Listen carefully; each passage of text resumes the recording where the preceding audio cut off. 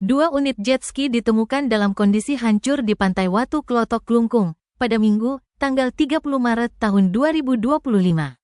Setelah dilakukan penelusuran, jet ski tersebut diketahui milik pasangan suami istri warga negara asing yang mengalami kecelakaan di perairan sekitar.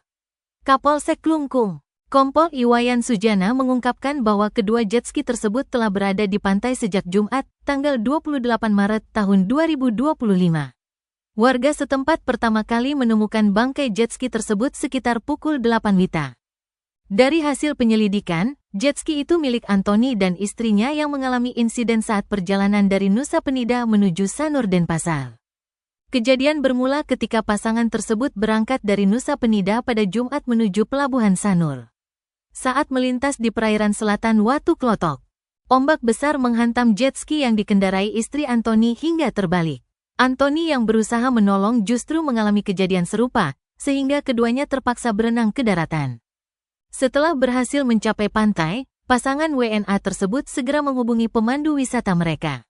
Warga sekitar turut membantu menarik jet ski yang telah rusak ke pesisir untuk diamankan. Sementara itu, pasangan tersebut segera dibawa ke rumah sakit di kawasan Kuta guna mendapatkan perawatan medis. Pada Minggu pagi, aparat kepolisian telah mengamankan dua unit jet ski yang hancur tersebut untuk penyelidikan lebih lanjut. Hingga berita ini diturunkan, belum ada keterangan resmi terkait kondisi pasangan WNA tersebut maupun kemungkinan tindak lanjut dari pihak berwenang.